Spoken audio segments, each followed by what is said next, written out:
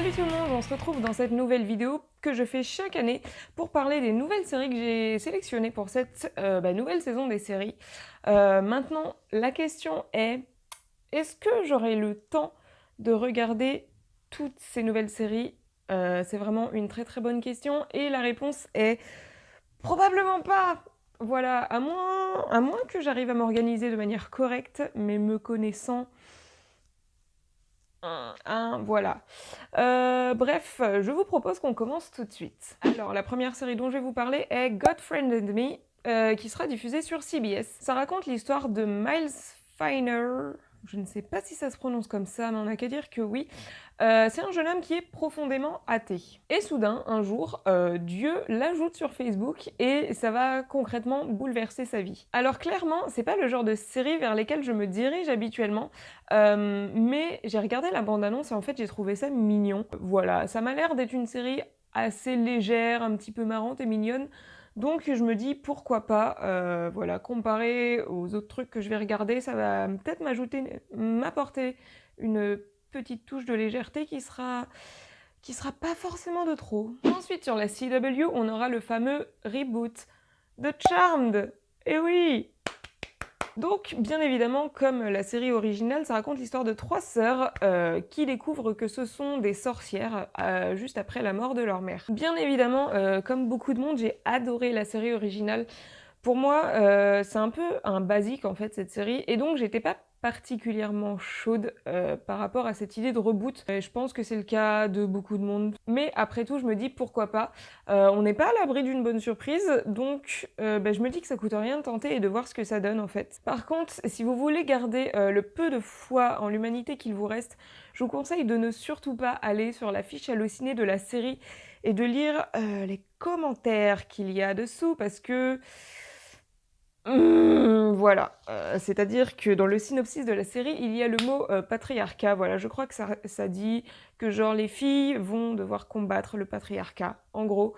Et juste, les commentaires sont dégueulasses par rapport à ça. Voilà, ils sont là genre waouh, elles vont combattre le patriarcat.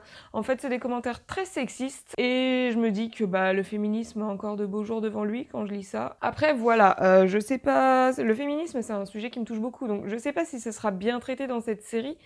Mais je sais pas, au moins je trouve ça bien qu'ils essayent. Après, certes, dans le synopsis, c'est peut-être pas tourné d'une belle façon. On est d'accord que combattre le patriarcat, c'est peut-être un peu too much.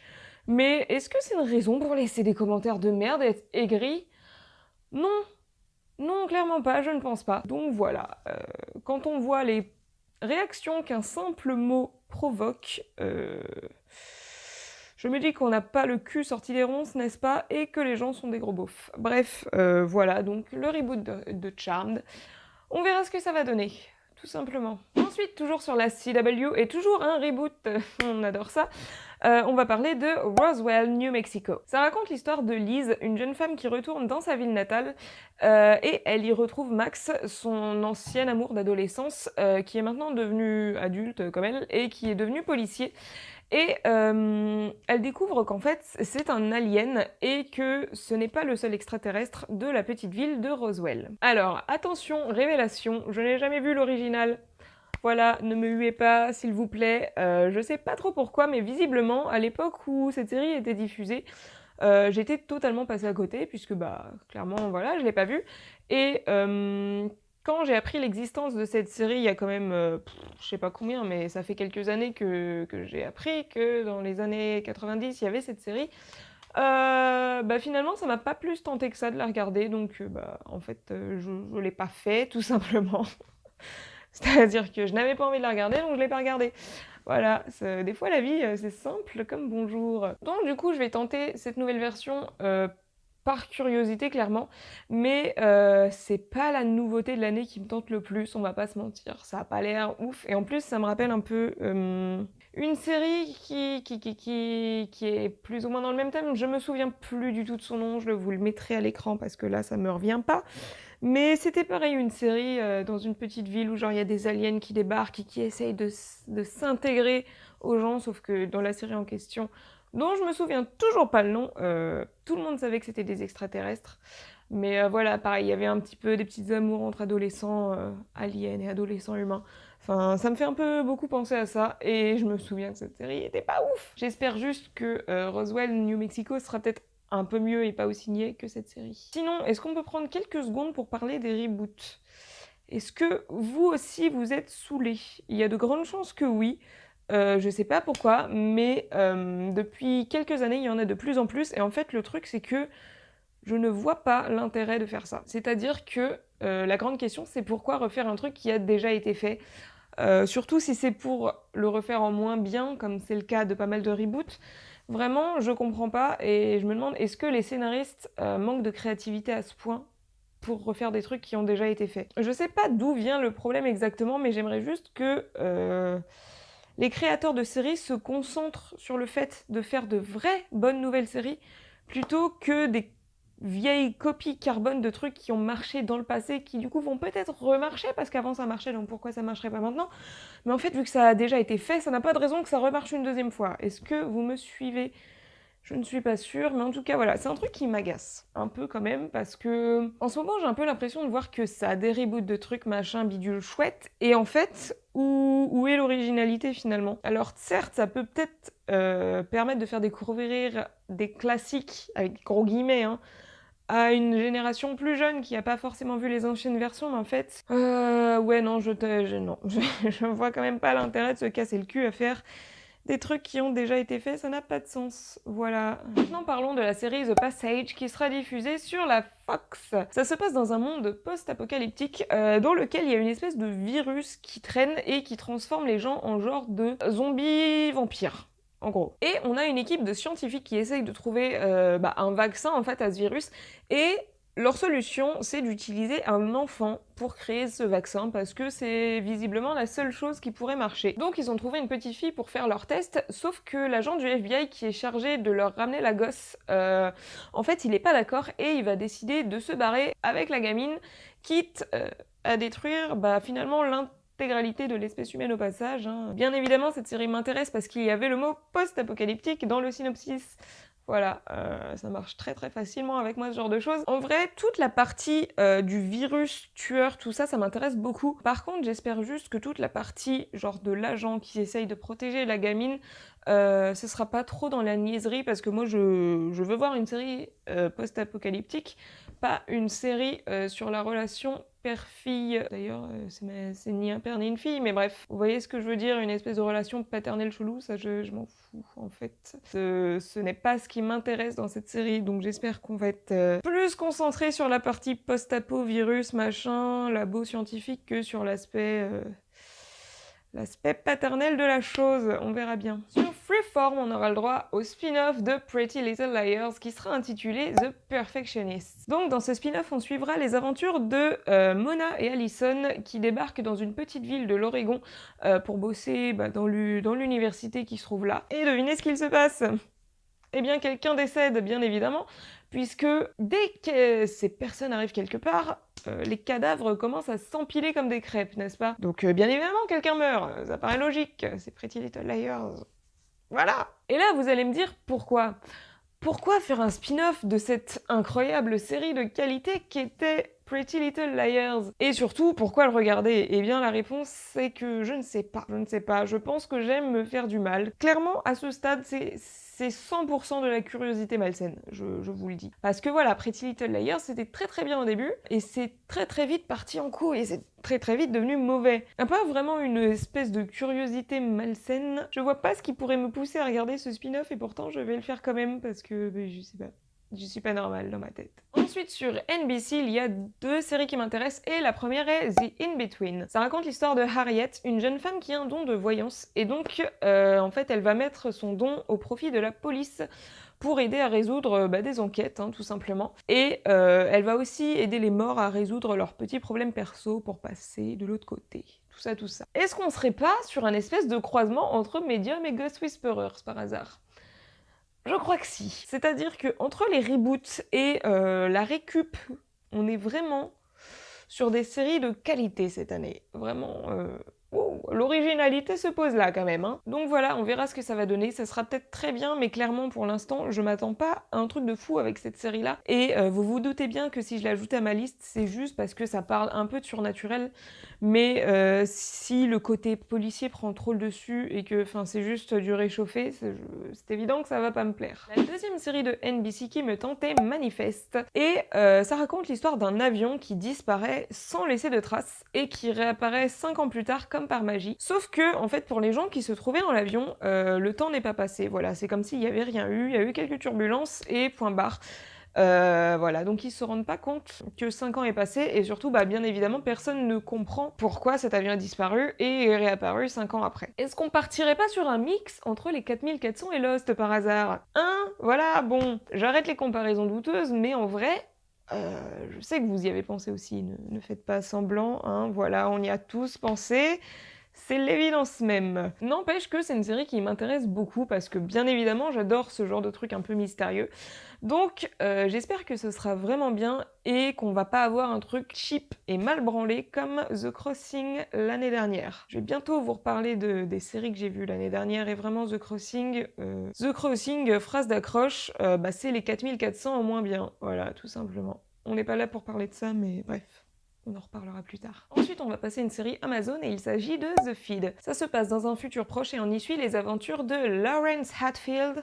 Respectez cet accent. Donc, Lawrence Hatfield, un homme qui a inventé une technologie qui a révolutionné le monde et que, en gros, tout le monde utilise, et donc cette technologie s'appelle The Feed. Donc, The Feed, c'est quelque chose, je pense une puce peut-être, qui est implantée dans le cerveau de quasiment tout le monde, et ça permet de partager des informations, des émotions et des souvenirs et ce genre de choses de manière instantanée, du coup, entre les gens. Mais bien évidemment, comme toute bonne technologie douteuse, ça va partir en couille monumentale. Normal, c'est la base. J'aime beaucoup l'idée de cette série. Si c'est bien foutu, je pense qu'il y a moyen que ça ressemble à genre du Black Mirror, mais du Black Mirror avec une histoire sur plusieurs épisodes et pas juste un truc anthologique, du Black Mirror en continu finalement. Donc voilà, si c'est bien foutu, il y a moyen que ça donne quelque chose de très sympa. Donc pour moi, pour l'instant, c'est oui. Maintenant, on va passer à une série qui sera diffusée sur CBS All Access et il s'agit de Tell Me a Story. C'est une série qui s'inspire des contes de fées classiques et qui va les transposer dans notre réalité en transformant ça en espèce de thriller psychologique un petit peu tordu. Autant veut dire que j'ai totalement hâte de voir ça et globalement, je pense que ça va être Once Upon a Time sans la niaiserie et sans le flan. Donc Once Upon a Time en bien finalement, Once Upon a Time en 1000 fois mieux. Voilà. J'ai hâte. Ensuite, sur HBO, il y aura la série Demi-Monde. Alors, je ne sais pas si ça se prononce comme ça, hein, mais moi, tu me mets des mots français, je les prononce en français, donc tant pis. Il n'y a pas énormément d'infos sur cette série pour le moment. Tout ce que je peux vous dire, c'est que c'est un drama de science-fiction qui concerne une espèce de guerre qui sera menée contre une force qui est notée comme monstrueuse et oppressive. Donc, bien évidemment, j'espère qu'on parle d'aliens. Honnêtement, avec cette série, je vais y aller à tâtons. Parce que c'est une série HBO et que personnellement, je suis totalement hermétique à ce que propose cette chaîne. Les rares fois où j'ai essayé de regarder leurs trucs, je n'ai pas adhéré du tout. Et globalement, la plupart des séries qu'ils proposent ne m'intéressent pas de toute façon. Donc voilà. Je sais qu'il y a de grandes chances pour que, entre cette série et moi, ça ne fonctionne pas. Donc je vais quand même essayer pour dire que j'ai essayé, parce qu'on n'est pas à l'abri d'une bonne surprise, voyez-vous. Mais voilà, j'ai pas un grand espoir non plus, donc on verra bien ce que ça va donner. Sur la chaîne History sera diffusée la série Project Blue Book. Alors, en fait, le projet Blue Book, c'est un vrai projet secret, pas un projet secret de youtubeur, n'est-ce pas? Vous avez la ref. Un vrai projet secret qui a été mené par l'US Air Force dans les années 50 et 60, je crois. Quelque chose comme ça à peu près, hein, je suis pas historienne, donc les dates, voilà. Et en fait, son but principal, c'était de mener des recherches sur le phénomène OVNI. Voilà, donc c'était un vrai projet qui a existé. Et du coup, apparemment, chaque épisode de cette série s'inspirera de vrais dossiers, en fait, qui ont été étudiés dans la vraie vie de tous les jours pendant le projet Blue Book. Bien évidemment, dès qu'on me parle d'aliens, d'OVNI et tout, je suis totalement hypée, donc oui, voilà, c'est oui. En plus, j'ai regardé la bande-annonce et dedans, il y a un petit côté X-Files qui me déplaît pas. Donc voilà, j'ai vraiment hâte de voir ce que ça va donner. Ensuite, on va passer aux séries qui seront diffusées sur Hulu, et la première est Into the Dark. C'est une série d'horreur anthologique, donc en fait, en gros, c'est une histoire par épisode, voilà, tout simplement. Et en fait, chaque épisode se basera sur une fête du calendrier, donc Halloween, Thanksgiving, Noël, Nouvel An, tout ça, tout ça. Laissez-moi vous dire que le trailer donne très envie. Ça a l'air de faire quand même assez flipper, et en plus, je trouve le mode de diffusion assez cool parce que, en gros, il y aura un épisode par mois pour essayer de coller en fait avec les dates des fêtes qui ont été choisies pour faire les épisodes. Donc je trouve ça pas mal. En plus, ça permet d'avoir une série qui est diffusée toute l'année. Donc ouais, je sais pas, ce principe de faire un épisode par mois, je trouve ça plutôt chouette.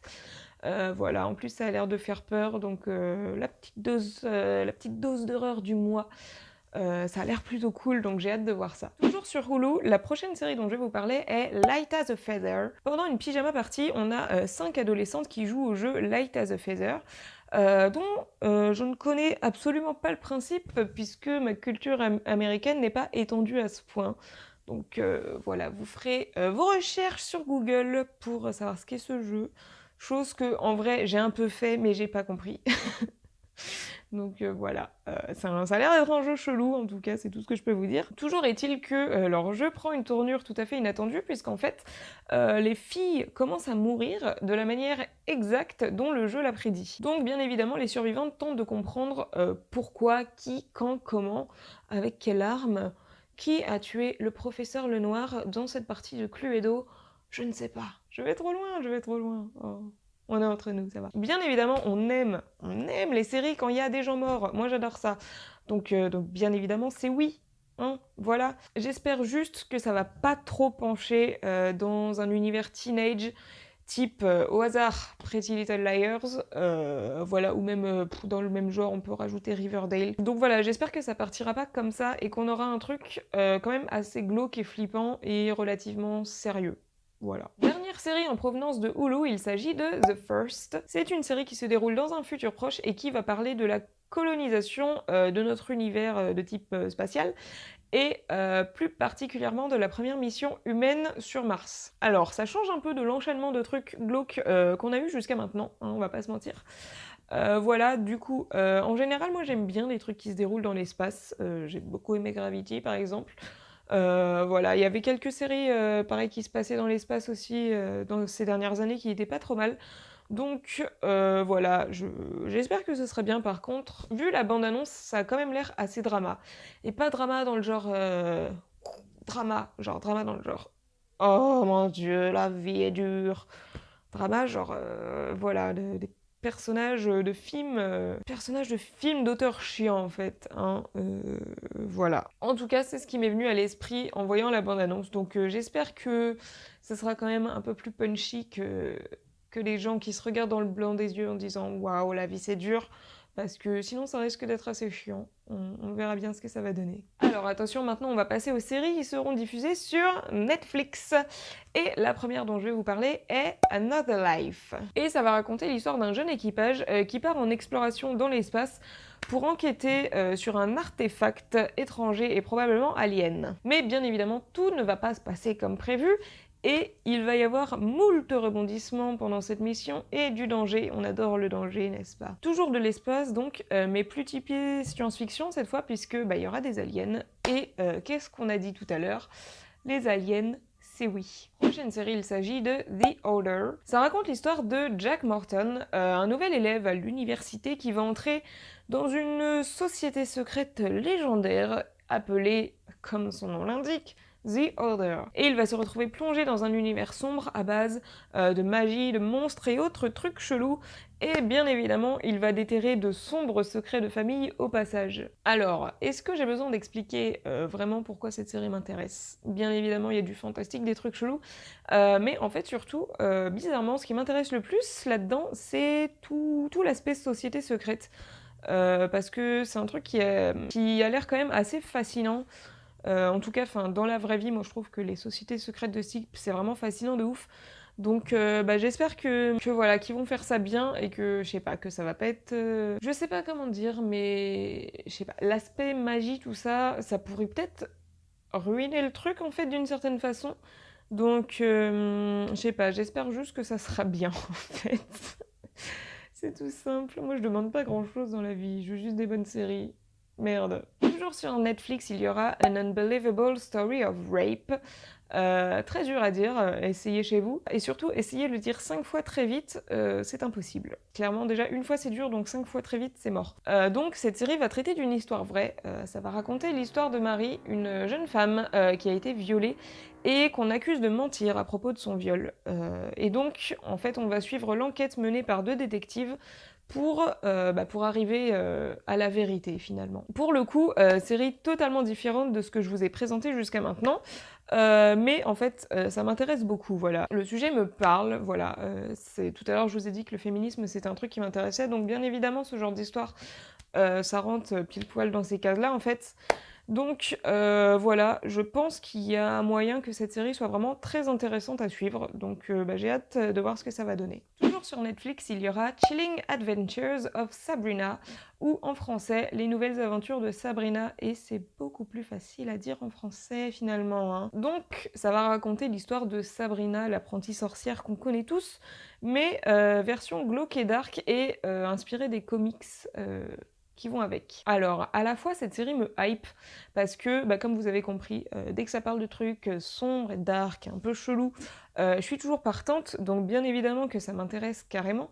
Et en même temps, il y a quand même un truc qui me calme un peu beaucoup avec cette série, c'est le fait que ce soit les mêmes gens qui bossent sur Riverdale, qui bossent du coup sur cette nouvelle version de Sabrina. Parce que Riverdale, la première saison était très bien, mais après, c'est parti en couille salement quand même. Donc je reste méfiante parce que, comment dire, j'ai envie que ce soit vraiment une série sérieuse, enfin vraiment sombre, et que ça parte pas en fait dans le délire teenage un peu pathos, un peu cheap comme Riverdale est devenu en fait. Donc oh, j'espère que ça sera bien, mais en même temps je pose pas trop d'espoir non plus sur cette série parce que je sais qu'il y a des chances que je sois déçue. Voilà. Ensuite, on va parler de Night Flyers.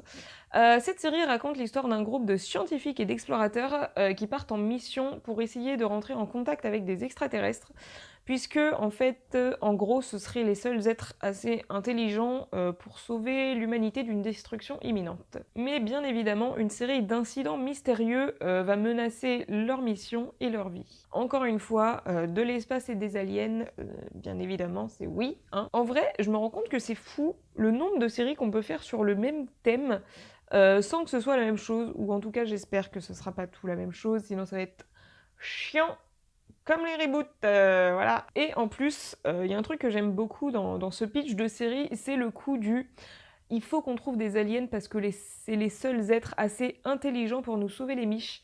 Et je trouve ça tellement réaliste et tellement vrai, et je pense que c'est ce qui nous attend dans quelques années en fait, donc ça me fait beaucoup rire et je trouve ça très ironique. En tout cas, on verra ce que ça donne, mais j'espère que dans toutes ces séries qui parlent d'espace et ou d'aliens, que j'ai sélectionné cette année, il y en aura au moins une de bien.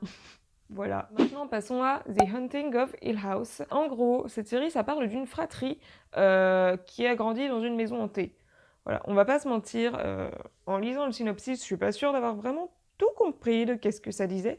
Je sais juste que ça parle d'une maison hantée, donc moi, bien évidemment, c'est tout ce qui suffit à me convaincre. Voilà, pire résumé de série 2018, mais en même temps, j'ai pas compris. En fait, je sais pas, je trouve que la façon dont le synopsis est tourné, j'arrive pas à savoir si, genre, les gens vont vivre dans la maison hantée ou s'ils racontent ce qu'ils ont vécu quand ils étaient gosses dans la maison hantée. Bref, il y a une maison hantée, voilà, moi c'est tout ce qu'il me faut. Pourquoi on chipote sur des détails comme ça? Merde. Et enfin, dernière série Netflix, il s'agit de V-Wars. Ça raconte l'histoire du docteur Luther Swan, qui vit une tragédie puisqu'en fait son meilleur ami est frappé par une espèce de maladie étrange qui le pousse à se nourrir d'autres êtres humains en fait. Et en plus c'est contagieux. Du coup il va y avoir une espèce de guerre des gangs qui va se mettre en place entre les humains de type humanoïde non contaminés et ces espèces de gens malades d'un virus qui sont finalement des vampires en fait, hein, on va pas se mentir.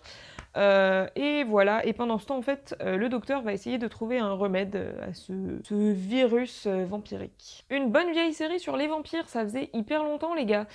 Pendant un moment, vous savez tous que c'était très à la mode, hein, on en a vu passer comme ça. Et je pense surtout qu'on a tous fait une overdose. Donc ça fait quelques années qu'on n'a plus de séries sur les vampires. Et en vrai, est-ce que cette pause n'a pas fait du bien?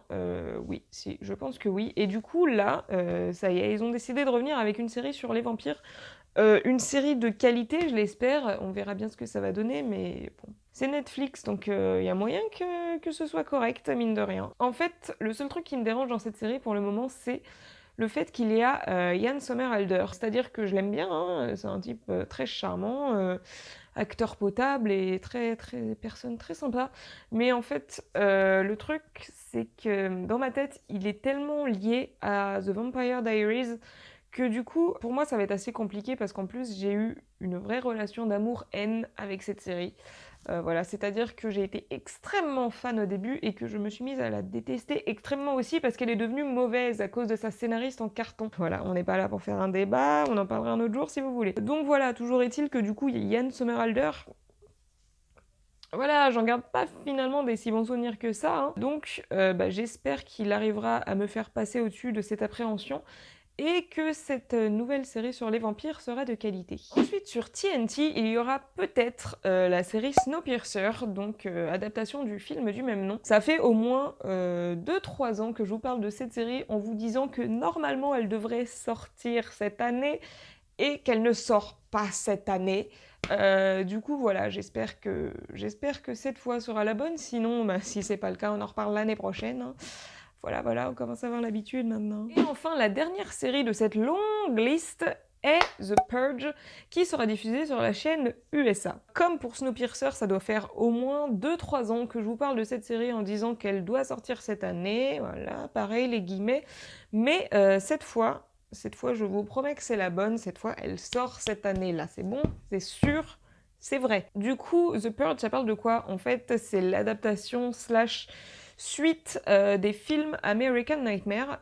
Et donc, en gros, en fait, on va suivre plusieurs groupes de gens pendant la nuit de la purge. Et la purge, qu'est-ce que c'est si jamais vous ne connaissez pas? Eh bien, en fait, c'est une nuit aux États-Unis pendant laquelle tous les crimes deviennent légaux, y compris le meurtre. Et en fait, voilà, ça se fait une fois par an. Alors, il faut savoir que les films American Nightmare ont été un vrai coup de cœur pour moi, voilà, même si j'en ai vu que 2. Parce que j'ai pas eu le temps de voir les 3 et 4, bon soit c'est un autre sujet, mais en tout cas j'ai beaucoup aimé ce que j'ai vu. Et en fait, le concept de la purge, c'est vraiment un concept que je trouve totalement fou et qui me fascine, et je trouve que c'est juste une excellente idée.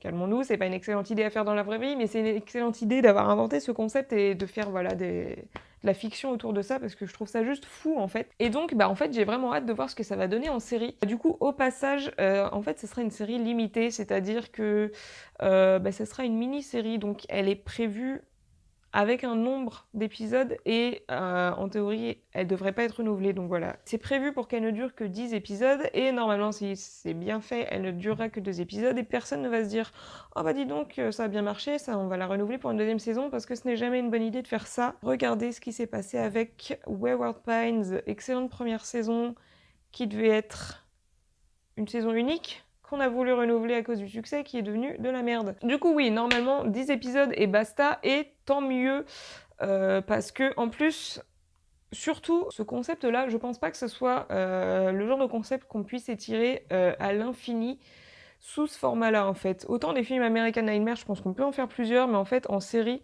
je pense pas que ce soit un truc qui puisse s'étirer comme un chewing-gum sur plusieurs saisons. Donc voilà, en tout cas, j'ai très hâte de voir tout ça. Et voilà, c'était toutes les nouveautés séries qui m'intéressent pour cette saison. Et je trouve qu'il y en a énormément comparé à l'année dernière. Voilà, faut dire que l'année dernière, franchement, on a été tous plus ou moins d'accord pour dire que c'était pas ouf, hein, en termes de nouveautés, il y avait pas grand chose d'intéressant. Donc voilà, beaucoup de trucs tournés vers l'horreur ou à minima vers le bon gros thriller des familles cette année. et c'est quelque chose qui me plaît beaucoup, voilà. Je trouve que le potentiel de bonne série pour cette saison est vraiment au top et j'espère que cette année sera pleine de belles découvertes. En tout cas, il y a beaucoup de choses, qui me plaisent en théorie pour une fois, donc ça fait plaisir, hein, on va pas se mentir. N'hésitez pas à aller checker la barre d'infos, puisque vous y trouverez toutes les bandes annonces des séries, dont je viens de vous parler, si elles sont dispo bien évidemment, parce que si les bandes annonces ne sont pas sorties, elles ne seront pas là, ne les cherchez pas.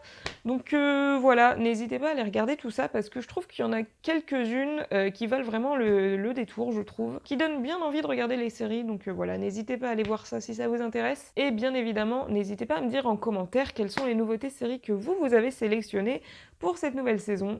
J'espère qu'on en aura en commun et qu'on pourra discuter de tout ça et débattre dessus sur les réseaux sociaux ou en commentaire une fois qu'on les aura vus.